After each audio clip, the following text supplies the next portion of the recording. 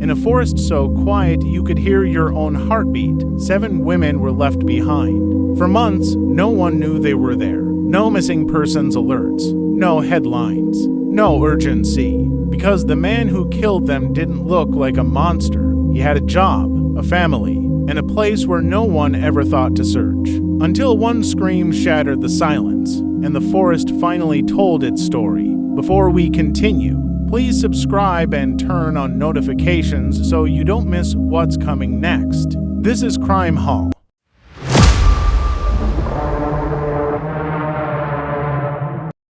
His name was Evan Cole Mercer. 2 neighbors. Evan was invisible, a mechanic, a husband, a father. Born in 1955 in Spokane, Washington, Evan grew up in a small, religious household. His father ran a modest repair garage. His mother stayed home. From the outside, it looked like stability. Inside the house, it was something else entirely. Evan's father was cruel, controlling, and unpredictable. He believed fear was discipline. Animals that misbehaved were killed as punishment, sometimes in front of the children. His mother, unstable in her own way, overshared things no child should ever hear. She spoke openly about intimacy, pain, and resentment, blurring boundaries that should never be crossed. By the time Evan reached adolescence, something inside him had fractured. He withdrew. He watched. He stewed in quiet anger. At 14, Evan was arrested for firing pellets at passing vehicles.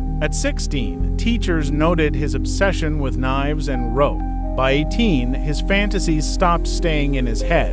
In 1974, Evan convinced a young woman he'd met, through mutual friends, to drive with him to a wooded area outside Olympia. What happened there nearly became his first murder. Instead of assaulting her as planned, Evan pulled a knife and stabbed her repeatedly in the torso before panicking. Miraculously, she survived. Bleeding and terrified, she convinced Evan to take her to the hospital, promising forgiveness, silence, even love. She lied to save her life, and once safe, she told police everything. Evan was arrested within days. A psychiatric evaluation labeled him as emotionally detached, socially impaired, and dangerously impulsive. But instead of prison, the court showed mercy.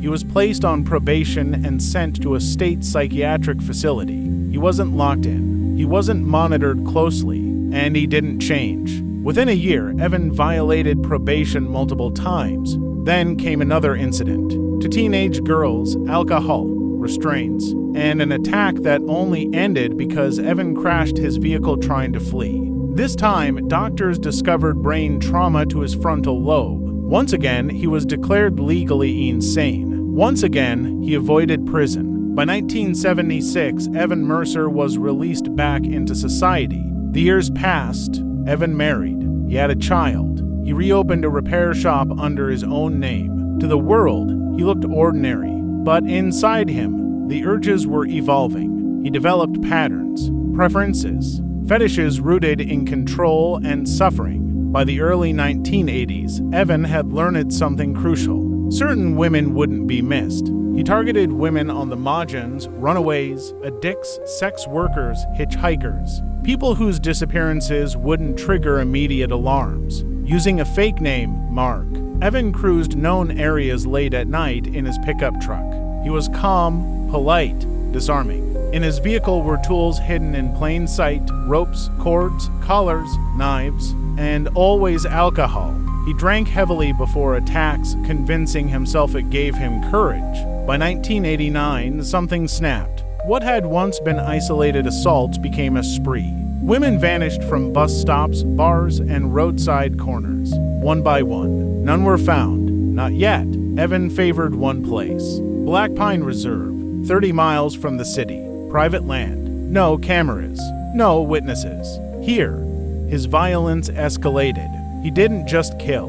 He lingered. Each victim suffered longer than the last, as if Evan was chasing something he could never quite reach. And when it was over, he left them there, hidden, waiting. In the early hours of September 3, 1989, Evan Mercer was restless. He had already been drinking. The familiar burn of cheap vodka sat heavy in his chest as he drove through the dimly lit streets near Riverfront Avenue, an area known for late-night bars and desperate transactions. That's when he saw Lena Brooks. She was 26 years old, a single mother of two, trying to scrape together enough money to survive another week.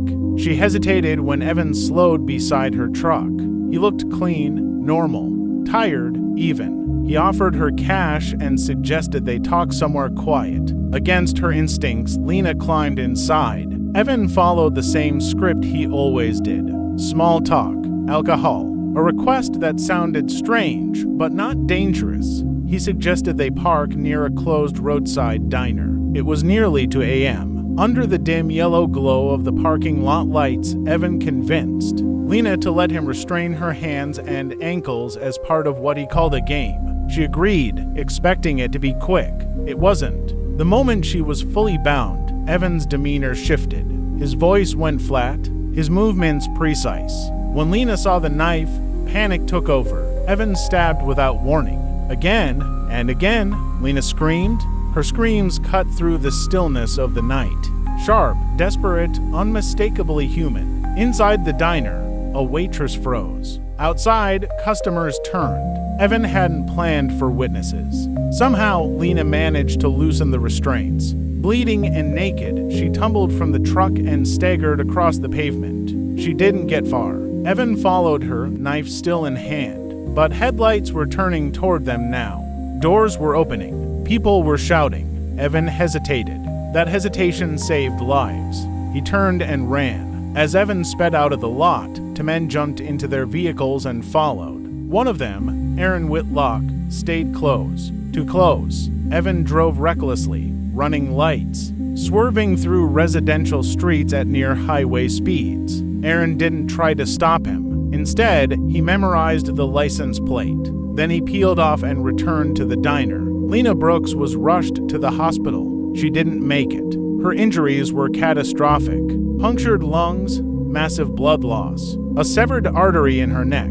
By sunrise, detectives had a license plate, a vehicle description, and a location. For the first time, Evan Mercer was no longer invisible. Police arrived at Evan's repair shop just after dawn. The doors were unlocked. Inside, they found Evan washing his hands. There was blood on his boots, blood on the floor. The engine of his truck was still warm. Evan claimed he'd injured himself at work, but he couldn't explain the knife found at the diner or Lena's fingerprints inside his truck. He was arrested on suspicion of murder. As investigators searched the shop, they realized this wasn't a single crime. They found burned fragments of women's clothing in a furnace, restraining devices hanging opally on the walls, blades with dried blood, clumps of hair inside the truck, and something else, maps, hand-drawn trails, all leading to the same place, Black Pine Reserve. Just days later, a hiker found human remains deep within the forest. Then another. Search teams combed the area for weeks. What they found was horrifying. 7 women, all bound, all stabbed, all mutilated. The forest had finally given up its secrets. The wounds were deliberate, calculated. Certain body parts were targeted again and again. This wasn't rage. This was ritual. Investigators found empty alcohol bottles scattered across the sites, the same brand found in Evan's shop. Tool marks on bones matched blades recovered from his garage. The evidence was overwhelming. For weeks, the remains recovered from Black Pine Reserve had no names. There were evidence bags, dental charts, case numbers. Investigators worked alongside forensic anthropologists to reconstruct what they could.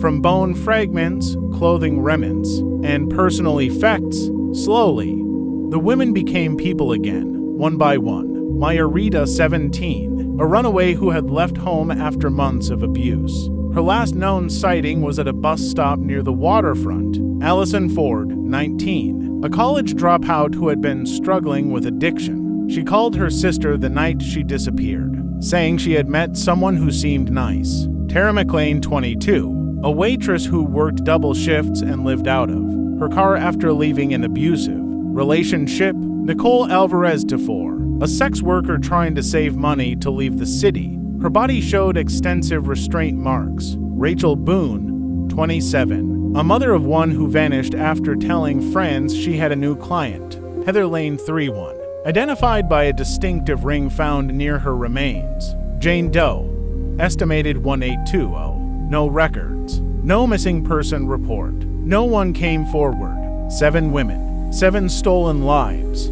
The autopsies revealed something even more disturbing. The injuries weren't random. Certain wounds were repeated with near precision. Cuts to specific areas controlled depth. Identical restraint methods. Several victims had limbs deliberately removed after death. Investigators realized this wasn't impulsive violence. This was compulsion. Once Evan Mercer's arrest became public, women began calling police. Some had escaped him. Others hadn't known how close they'd come to dying. One woman, Kara Jensen, described being bound in Evan's truck and pretending to pass out until he stopped at a gas station. Another, Monique Price, recalled him drinking vodka mixed with juice, talking calmly while tightening restraints. Their stories matched. Same truck, same requests, same tools, same forest. Detectives reopened old case files. The attempted murder from the 1970s, the assaults that never resulted in prison time, the psychiatric evaluations. The system had seen Evan Mercer before, and it had let him go. Again and again, prosecutors chose to try Lena Brooks' murder first. It was the strongest case. Eyewitnesses testified to hearing screams. Surveillance cameras placed Evan's truck at the scene. Forensics matched blood, fingerprints, and fibers. The jury deliberated less than a day. Guilty? During sentencing, the prosecution described the violence in detail. The restraints, the terror, the deliberate cruelty. The defense argued mental illness, childhood trauma, and brain injury. The jury wasn't convinced. Evan Mercer was sentenced to death, but that wasn't the end. Months later, prosecutors moved forward with the Black Pine Forest murders. The trial lasted weeks. Jurors were shown photos they would never forget. Medical experts explained how the injuries were inflicted. Survivors testified through tears. Family members filled the courtroom, holding pictures of daughters, sisters, and mothers who never came home. The defense did not deny the killings. They only begged for Evan's life. The jury returned guilty verdicts on all counts. The penalty phase followed. After days of testimony, the decision was unanimous. Death. Again. By 1990, Evan Mercer was sent to death row. To the families of the victims, it felt like closure. Finally, the man who had hunted their loved ones was locked away, facing the ultimate punishment. But the verdict was only ink on paper.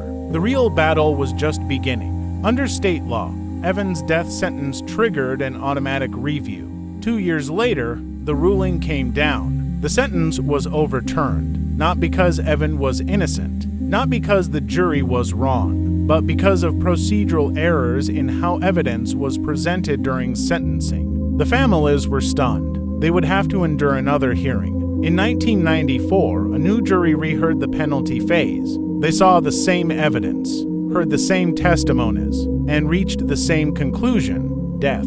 Years passed.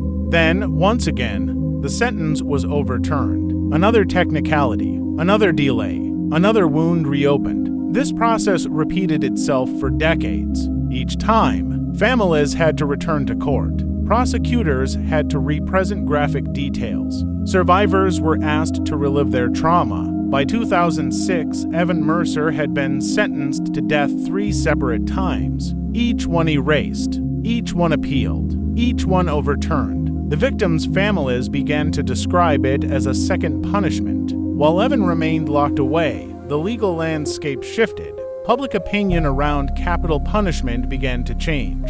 Laws tightened. Definitions narrowed. What once qualified as aggravated murder no longer fit new legal standards. The system was moving out slowly, away from the death penalty, and Evan benefited from that shift. In 2016, nearly 3 decades after the murders, Evan faced sentencing again. He was now in his 60s, gray-haired, soft-spoken, physically diminished.